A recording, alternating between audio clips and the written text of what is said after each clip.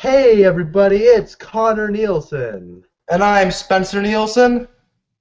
of CS Reviews, and you and I really love a good movie. And today on CS Reviews podcast, we're going to be talking about three movies, only one of which was an actual January movie. We didn't get around to seeing The Wedding Ringer, but I saw American Sniper, which got nominated for Best Picture and Best Actor. And we're going to be talking about the new Michael Mann movie starring Chris Hemsworth called Blackhat. And then we're going to be talking, that's the January movie. And then we're going to be talking about Paddington, which, despite popular belief, isn't actually a January movie. It actually came out last year worldwide, like in November. So a vast majority of the market got it, but we didn't get it till January. And I'm also going to be talking about that.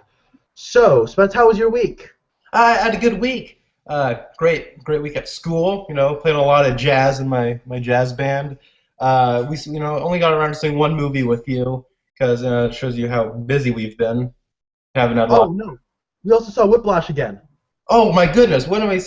Of course, yeah, we saw Whiplash again. Oh my goodness! See, it's a good week when you've seen Whiplash. Oh my gosh, it's such a good movie. You know what? Watching Whiplash again, I actually like Whiplash more than Interstellar now. So, for whatever it's worth, yeah. Yeah, I'm very much into it. Uh, how was your week? Week's been very busy. The Who Reviews the Reviewers contest is going to be announcing, and I submitted a video on my channel called Connor Nielsen, which is what I got when I got my email. So I hope I get in. I've been watching a lot of the old Geekvolution Who Reviews the Reviewers, past seasons, and preparation. That's what I've kind of been doing, as long as a lot of school stuff. Setting up a charity 5K walk and run at our college. So yeah, very busy. But I saw Nice. movies. That's awesome. Good luck for you on Who Reviews the Reviewers. Thanks. Also, do you want to talk about your 5K? What it's for? What it's about? Oh yeah, if you are in the Portland area and you want to go to Clackamas Community College on uh, March the 7th, we are going to be doing a 5K walk and run for Autism Research and Resources of Oregon. All the proceeds are going to be going to there. It's $30 to sign up, and if you want to donate any other money, then yeah, that's very much welcome. So, oh, and I also have to do work, so more stuff. But yeah, that's what I'm going to be doing, and we're doing a lot of hard work and setting up this charity walk and run. So. Yeah, it's really cool. Yeah. The most I gotta do this week was we go to the same college, Clackamas Community, and Kelly Sudakonic's teaching there next term. Yeah. Yeah, it's pretty cool. I actually ran into my screenwriting teacher from last term, and she said that it's finalized. That they think Really? yeah, they're in final negotiations. Anyway, so I got to play for a gig at the community college tonight, and they paid me with $25, but it's a gift card to the student store, bookstore. It's kind of the funniest way to pay a musician. We don't want to give them real money. Give them in-store credit to the bookstore. Hey, it's better than nothing. Musicians hardly ever get anything for gigs. All right. So Yeah. let's get into movies. Is that cool? Yeah, totally. I was just about to ask you. All right. Well, I have your phone, so let me set up a timer on here. Oh, you demon. Oh, You left in your coat, and it started ringing. Okay, so well, thank you. Thank you for taking care of my phone for me. no problem. All right. So I'm going to be talking about American Sniper for 5 minutes, starting now. So, American Sniper, it is a movie based off of the real-life Chris Kyle, who did 4 tours in Iraq after 9/11 happened, and he was a sniper, and he actually holds the record for most confirmed kills with over 160. and this kind of chronicles his life right before and then during and then after, a little bit after what happened when he was over there. And it's most of it's based off of his memoir he wrote, also called American Sniper, but then his death is also in the movie. And I thought they were going to go meta. They don't, with him actually writing the book American Sniper, but they don't. It's directed by Clint Eastwood, and it's starring Bradley Cooper. And it's pretty good. I liked it. I actually liked it a lot. I wouldn't go as far as to say it's great, but I thought it was well made. It's has some really intense stuff in it, especially like some of the action. The scenes of warfare get very intense, and it's very well directed. Bradley Cooper does an excellent job giving a very subdued performance, and that's something I don't think Bradley Cooper's really known for.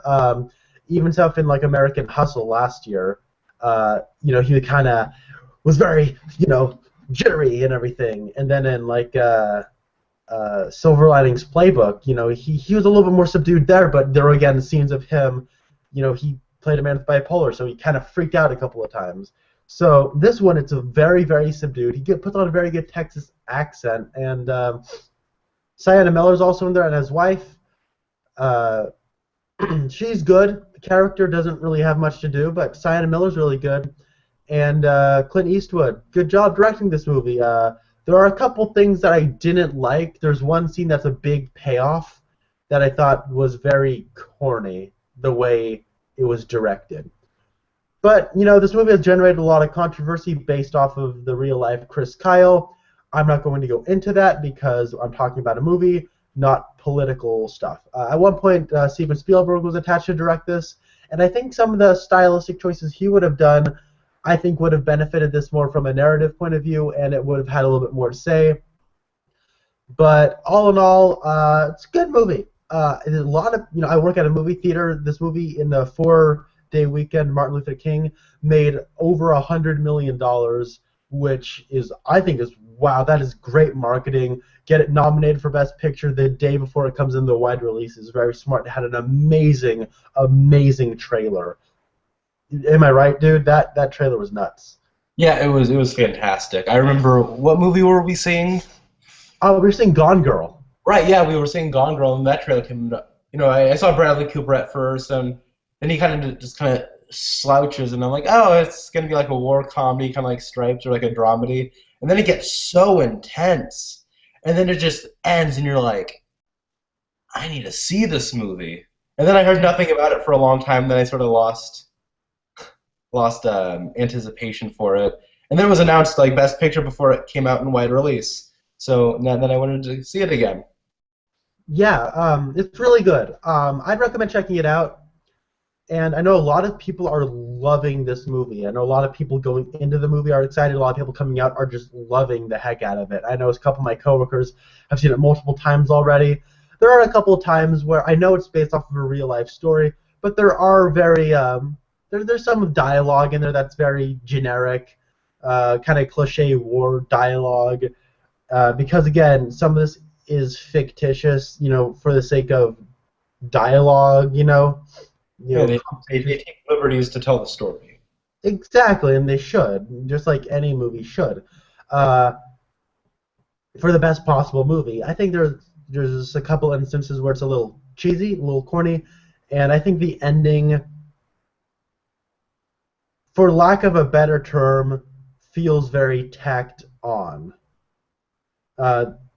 Because the emotional climax, it's really ended, and then the movie just kind of says, oh, and he died. With a very unsatisfying sequence leading up to that. So it doesn't fit into an arc. It just feels like because it's happened in real life, they sort of put it in there. Right, and they don't want to show. Look, I'm not spoiling anything. His death is off screen. All right. Oh, timer's done. All right. Anyways, wrap up your thoughts. Yeah. So, although it was a good one, I liked it. Not great. I wouldn't have done it for Best Picture. Bradley Cooper's excellent, but he's not Jake Gyllenhaal from Nightcrawler. who should have been nominated. It's not David Oyelowo from Selma who should have been nominated. Heck, I thought like he's really good though. I would say he's about as good as Miles Teller from Whiplash. Oh, really? And Yeah, it's a great performance. Any other year, like it probably should have been nominated, but I mean, Jake Gyllenhaal, David Oyelowo, I mean, Benedict Cumberbatch and Michael Keaton all were extraordinary. And I thought Matthew McConaughey from Interstellar was better. Just my opinion. Oh, yeah, no one talks about Matthew McConaughey from Interstellar. He was fantastic. Probably has the most screen time of any other actor this year. Does he have more screen time than Bradley Cooper in this movie? Well, by virtue of Interstellar being a lot longer, yeah. Okay. But yeah, Matthew McConaughey, like, if it wasn't for Matthew McConaughey, I think emotionally Interstellar might have faltered quite a bit because he really sells it. And it's an emotional movie, so it's good. Glad that they got an actor who brought the emotion, the connection. Right. Absolutely. All right, so moving on to our next movie, Spencer.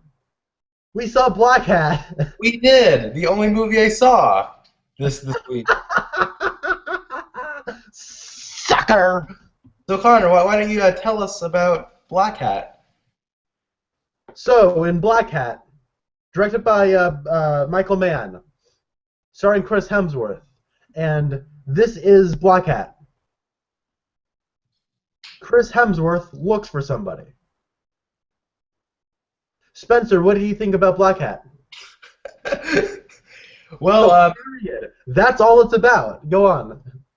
About halfway through the movie, something happens, and something happens, and Chris Hemsworth says to his generic love interest, he says to her, "Now's not the time to grieve. Now is the time to survive." And that actually best describes the movie-going experience of us seeing Blackhat. It was very, very bad. This movie is vile, despicable, and I hate it. I'm not pulling any punches here. This is honestly one of the worst movies I've ever seen in my life. I think it's bad for a movie. For me, watching the movie, it's a bad sign when you're sitting there going, okay, how much worse is I, Frankenstein? Yeah. Because after a while, because about halfway through, I was like, I'm just bored. I don't want to watch this movie. But then I said, I'm not going to walk. I did not. I was strong enough to not walk out of I, Frankenstein. This is not nearly as bad. I'm like, yeah, this is probably I never think of scores when I'm watching a movie. I was sitting there going, okay, this is probably a 4. And then it just kept going on and got worse and worse. And then it's not only is it boring, it's super long. It refuses to end. It's convoluted. It just gets so ridiculous, and it's dead behind the eyes. It's the lowest common denominator for a movie. And it looks awful. It looks terrible. It looks like a YouTube video with the action sequences. Specifically. Okay. I forgot to put time on the clock. I'm putting 10 minutes on the clock right now. Okay. Because, you know what? We're going to go into spoilers. Who cares? Who cares? No one does. No one saw it. It only made $4 million. People were too busy seeing American Sniper, a good movie. Yeah, like I would tell people, oh yeah, I saw Blackhat. They went, what movie? Oh my gosh, yeah.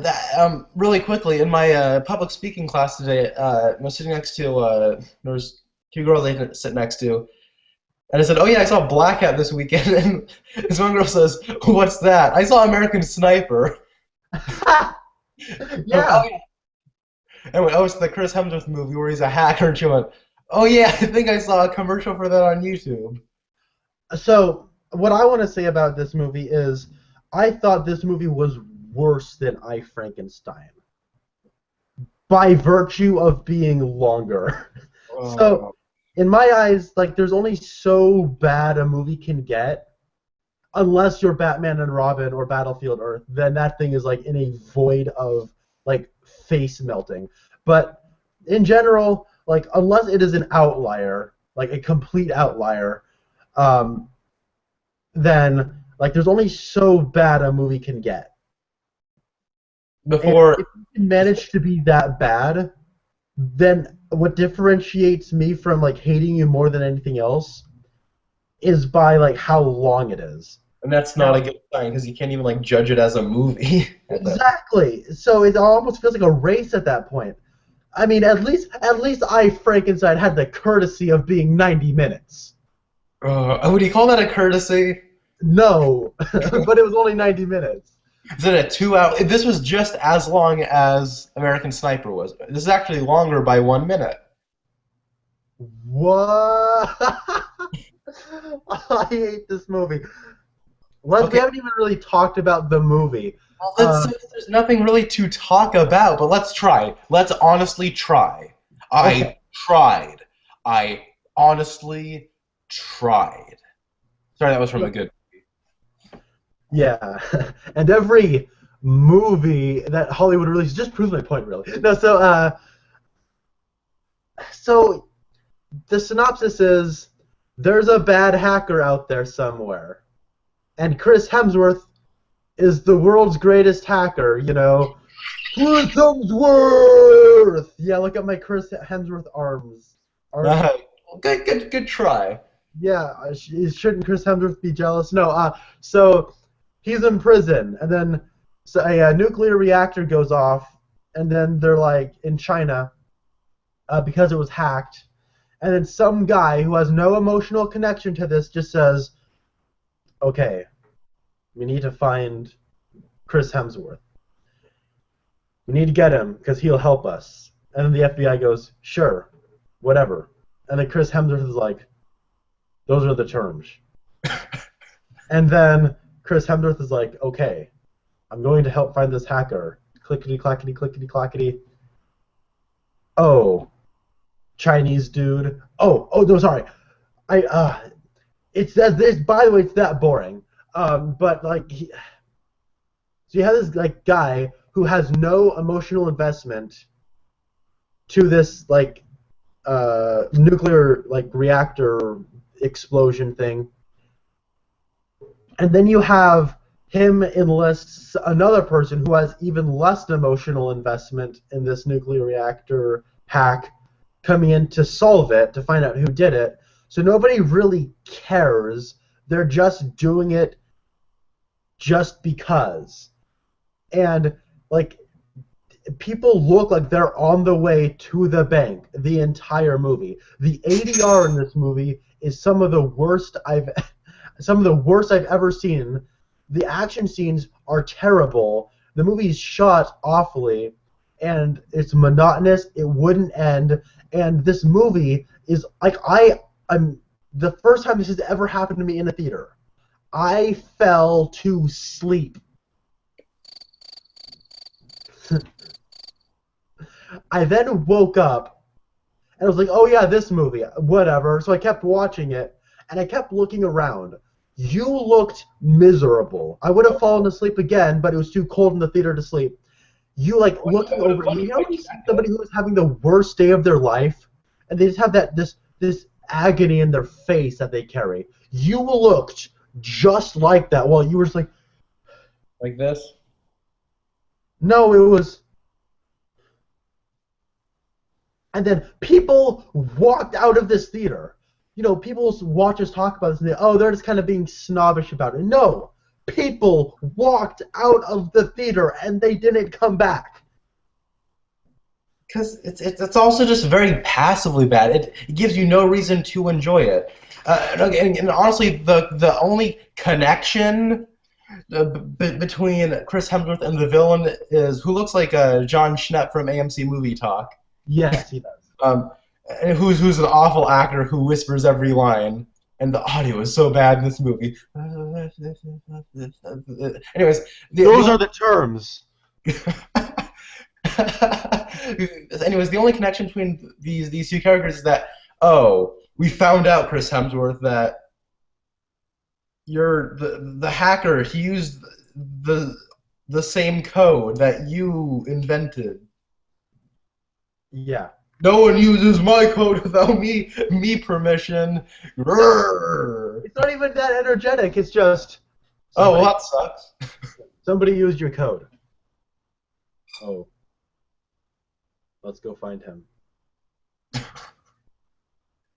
This is like it's that boring. I mean, there's only it's not it's like it's so terrible. There's only one moment that we actually laughed because it was so bad it's good.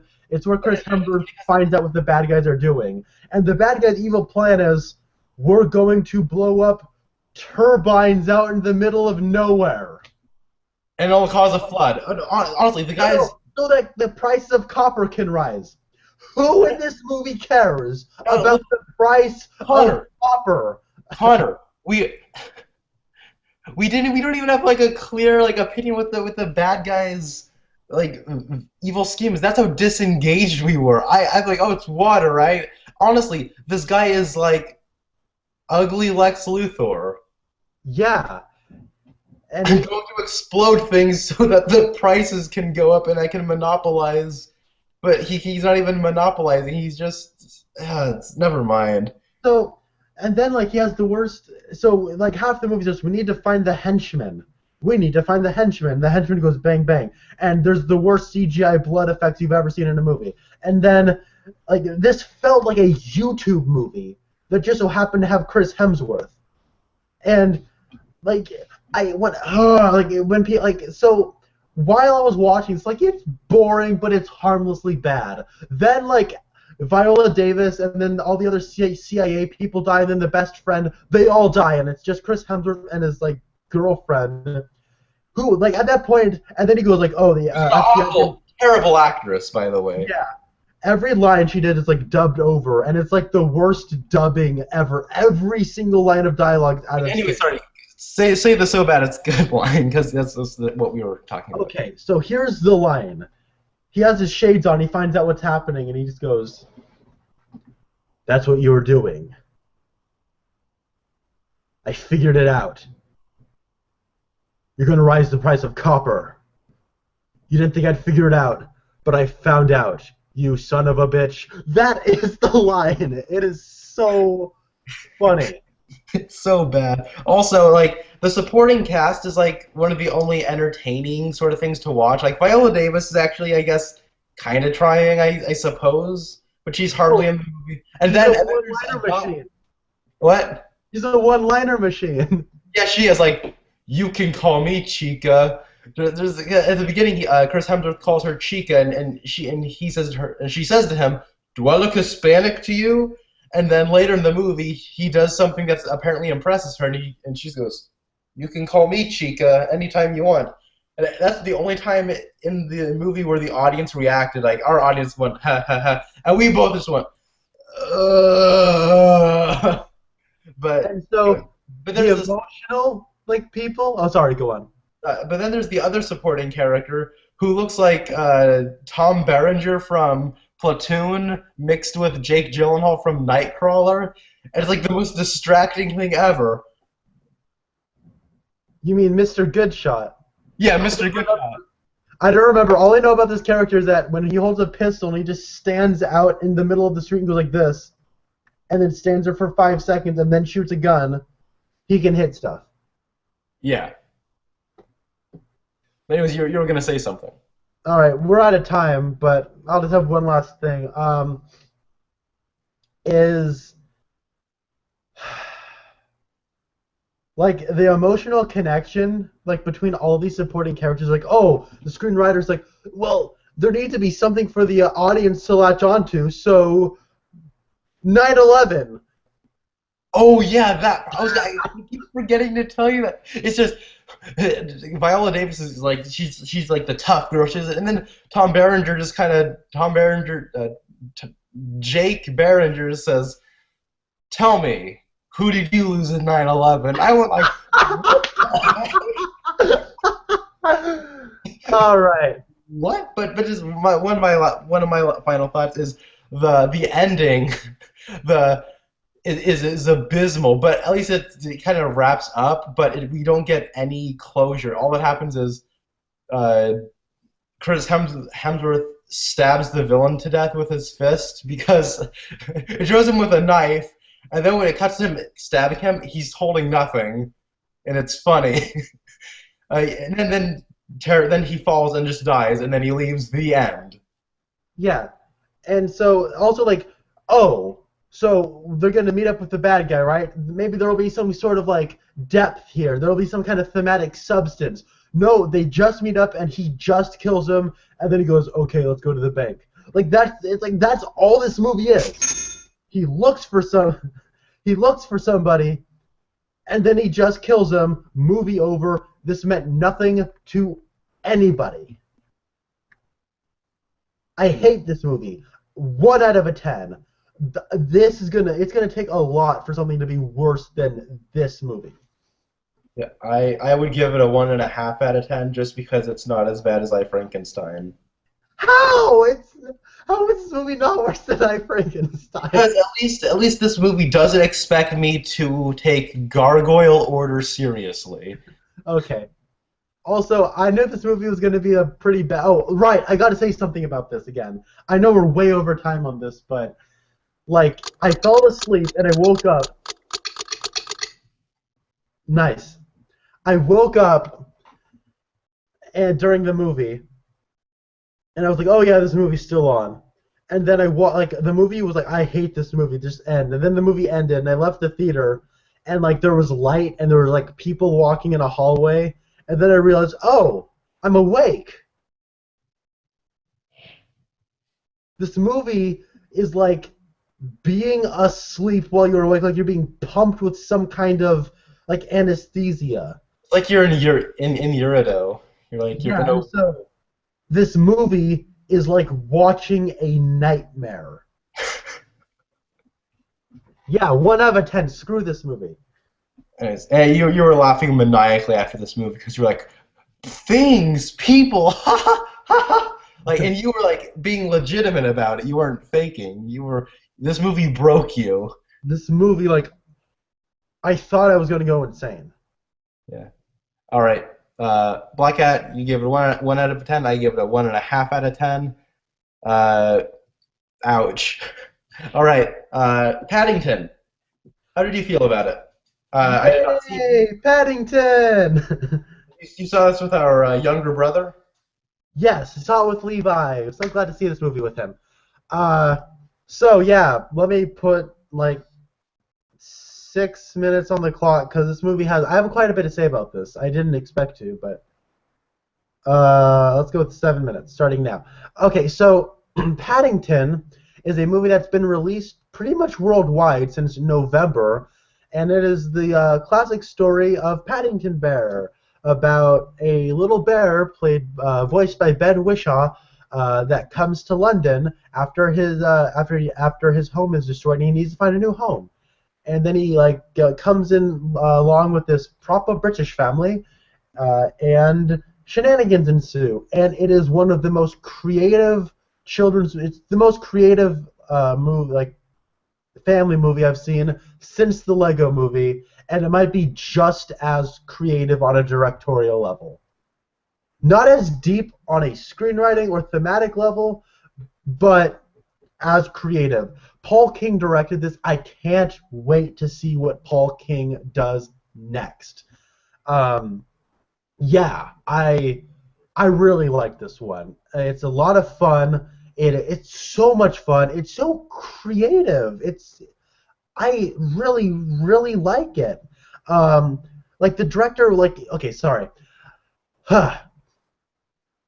When the script does become slightly more conventional, kind of towards the end, it never loses like the directorial and creative charm. Like I'm like, okay, we're going through the typical like stuff. This is the end of Act 2, beginning of Act 3, kind of the sad part. Okay, but then like no, the movie kept me entertained, kept me engaged, like kept me like baffled, like wow, this is so creative. That's the best way I can say it. Like the camera will do stuff like I won't go into details. All I'm saying is it's well made. It's very well acted. Hugh Bonneville is hilarious. There's a little bit of like dark humor and some adult jokes they'll throw in there that I don't think the kids will understand.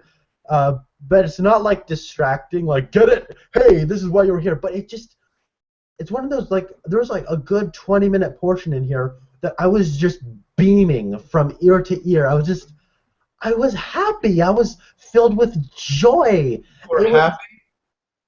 what? You were happy? Hey, it's happy! Yay! Most chill dog ever. Sorry, go on.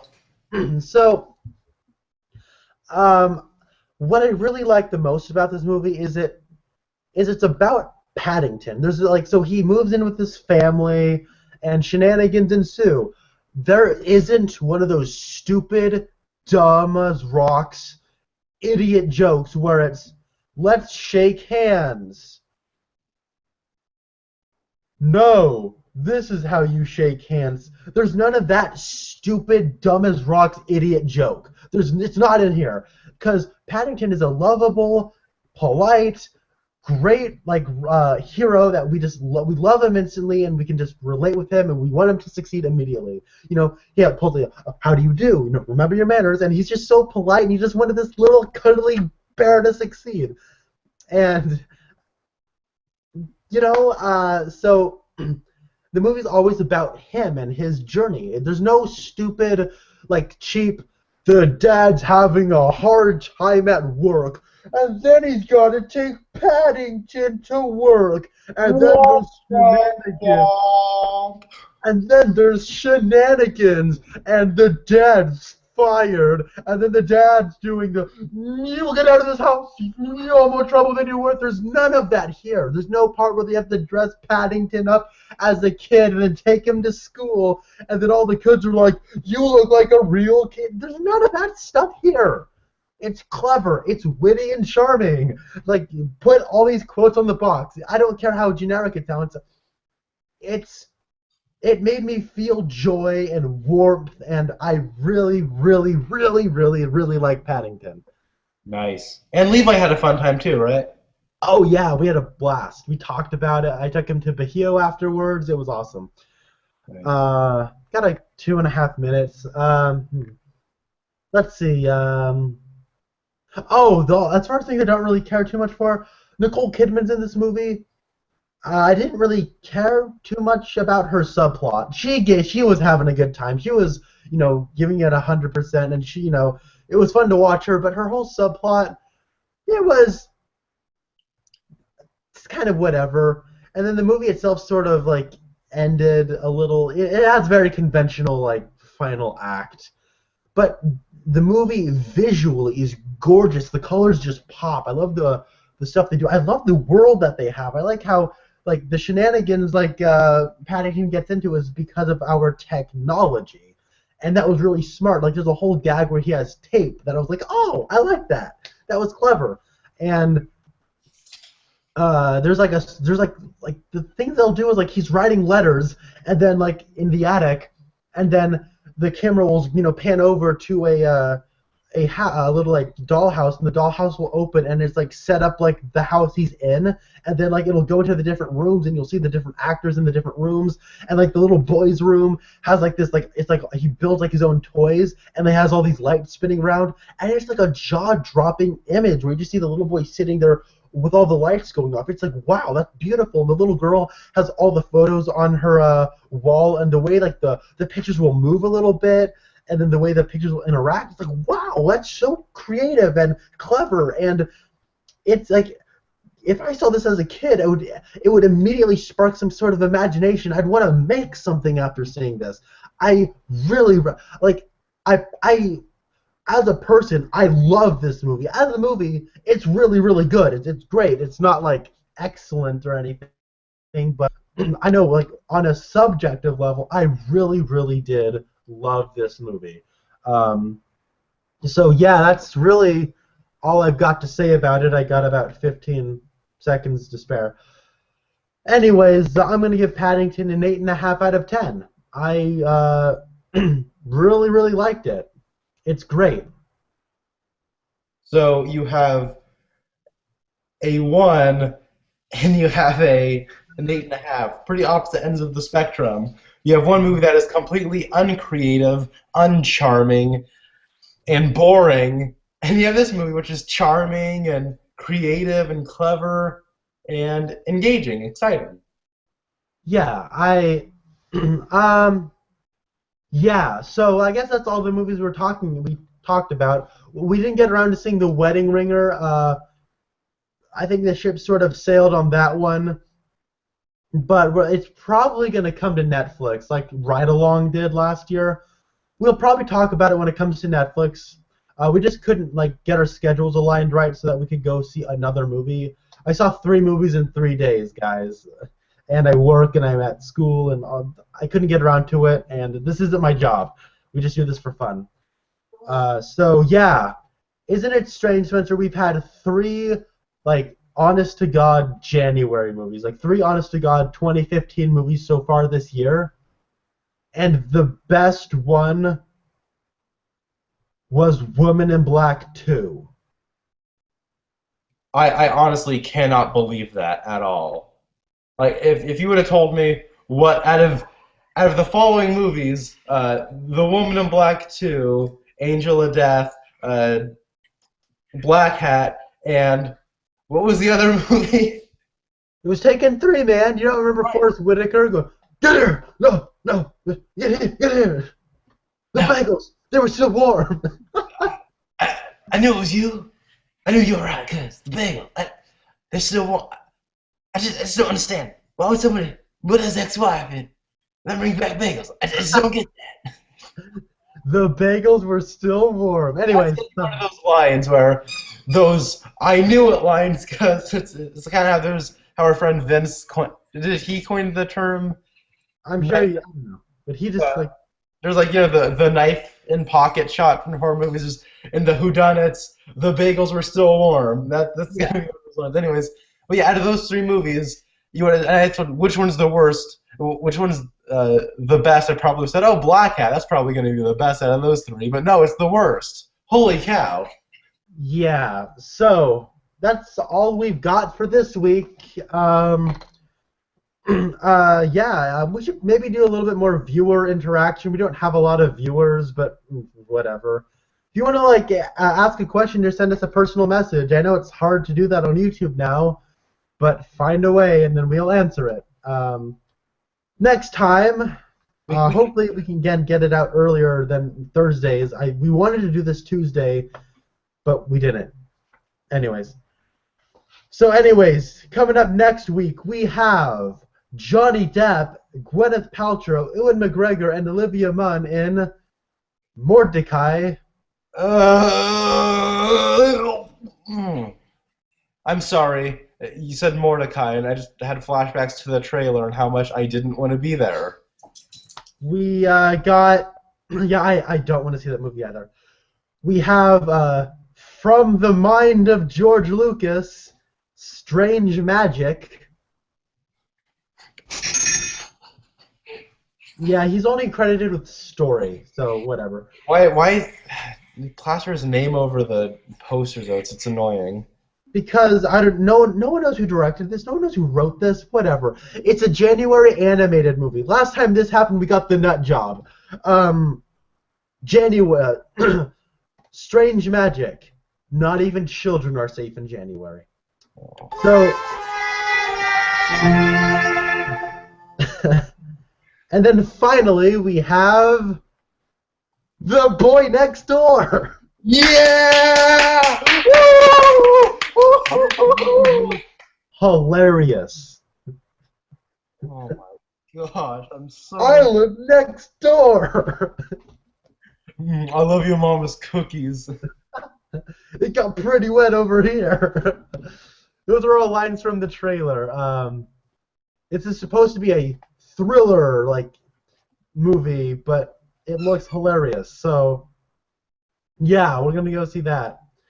Those are the 3 movies we'll be talking about next time on our CS Reviews podcast. No more movies that are getting wide. There's no more limited release movies coming into wide release, I don't think, for the rest of the year. Black Sea is coming out, starring Jude Law, but we're probably not going to get that at my theater, so sorry. Anyways, thank you very much for watching. I don't have anything more to say. Do you have anything more to say, Spence? Nope. This feels like the most honest-to-God January we've had so far. Yeah. Oh my gosh. Is this the final week, January? Oh no, no. Next time we have Project Almanac and The Loft. Okay. All right. I don't have anything to say other than 3 bad movies coming out this week, I think. Yeah, I think like all 3 of them have a 14% on Rotten Tomatoes right now. Oh wow. Yikes. Yeah. So, anyways, I'm Connor Nielsen. And I'm Spencer Nielsen, and this is us signing off. See you next time.